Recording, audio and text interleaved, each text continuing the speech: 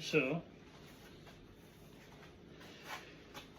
if you realize what people are actually getting when they do all this crazy hard stuff, you can focus in and get things with very specific, like intentional suffering. Like you can change the suffering of your exercise to be much more like mental, of like I'm retarded, versus the I'm gonna die. Right? So the core of athleticism, like where you're going to get the most bang for your buck, is going to be near the core of your being. So like if you're really looking on athleticism, your torso is the thing that determines that 100%. So if you want to have a powerful squat, powerful torso, powerful bench press, powerful torso. It's like the torso is underneath all those exercises. So there's really no reason to ever do, like every single thing that you should do should be basically a back exercise in that posture or in that position. It makes zero sense to do an exercise distal to where you are, instead of doing it where you are and letting that travel distally. So like, just so let this like retardation set in. If you're somebody like me from mainstream culture or whatever, it's just, what do you do with the squat? You do this and you fire the legs. And what do you do with the back? Oh, you just brace the back. So just brace it and then make sure you use the legs. And it's like, that's like, if you comprehend how stupid that is versus what I'm offering, it'll make you cry at how much suffering, death, and disease has been brought into the world just with a simple understanding like that. Don't even try and comprehend like the effects of misunderstanding butter or RNA or fat or photosynthesis. Like it, so you can, instead of physically suffering, if you can understand what you're doing wrong, you can mentally suffer anguish. So to get the back, whatever, the thing that makes the back powerful is if it's in consciousness. So if your back is in your water, your awareness, then the form's going to be correct. So the best place to monitor that is to make sure it's like in there, is make sure that you have feeling awareness more or less going down the sides of your spine. And so as you do the motion, you should feel the consciousness and the awareness brushing by the sides all the way down. And that keeps you from focusing too much on the front or the back.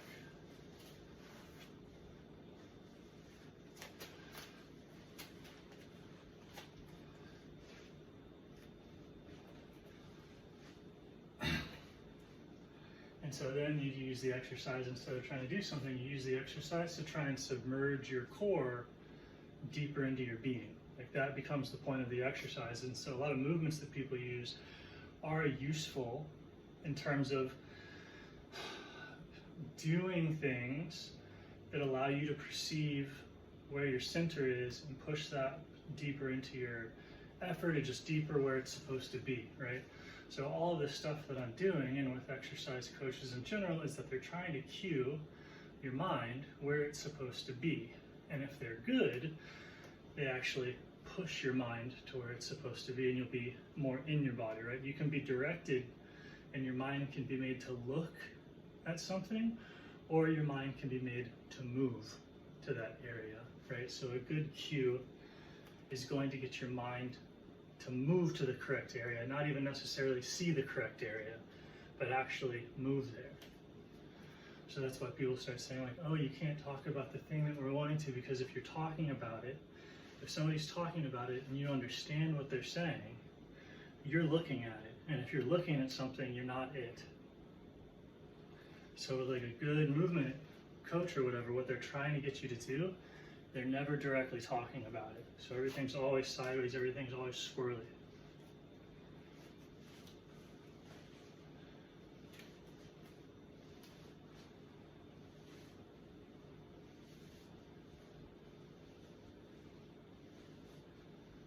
So now I'm just trying to feel the conscious awareness go past my back, the whole back, so that it's like a creature in its environment, in an environment that is about the same density that it is in. So like a creature mostly made of water, floating in water, is what happens when your back is actually wrapped in awareness.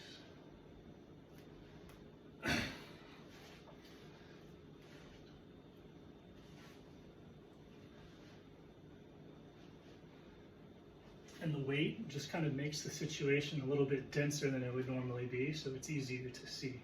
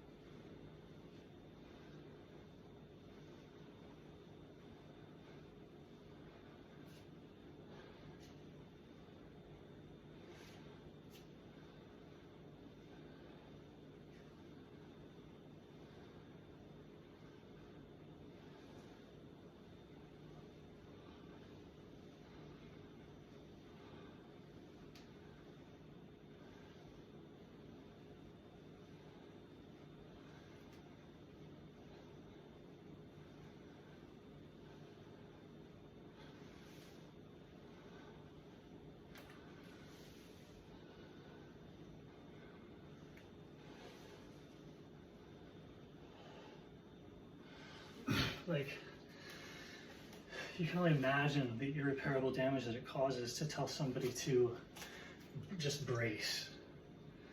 Just the core, instead of having it be like the foundational muscle that you try with. It'd be like how bench press is like. Imagine doing bench press and all you used was like your forearm and your wrist. And you didn't use your bicep or your tricep, or even your pec or whatever, like doing bench press with no pec. That's like doing any exercise without the back. It's the same as cutting out a core muscle, and this muscle is this big. And it connects into any of the limbs. So people obviously naturally try, the athletes, but like imagine the unwashed masses, the swaths, the people who for decades have been told, brace.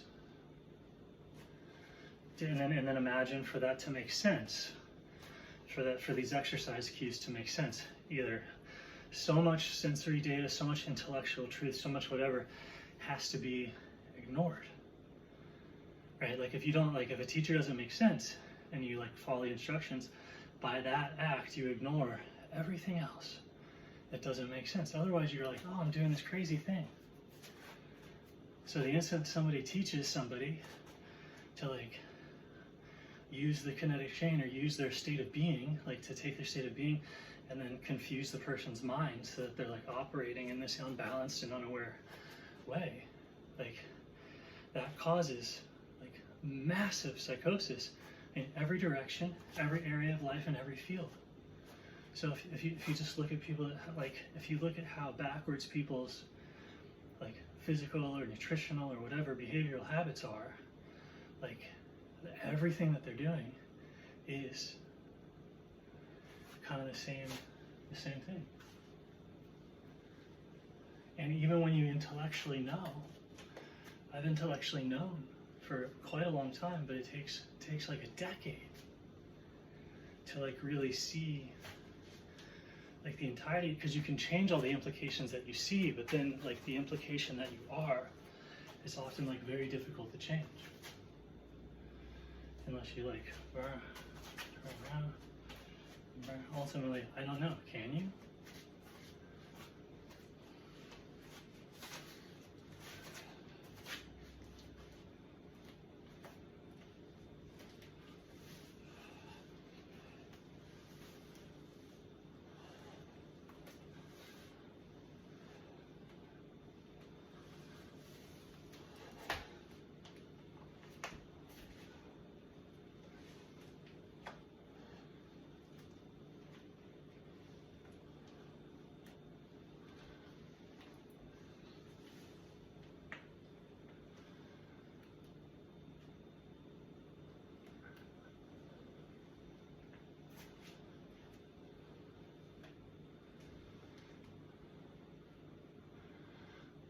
And so this skill, like the ability to point in this direction, is like obviously independent of skill. Like the only reason I learned all this stuff is because I suck so bad at movement and exercise. Like I'm so naturally terrible that like I've had to learn all of the stuff that everybody does naturally.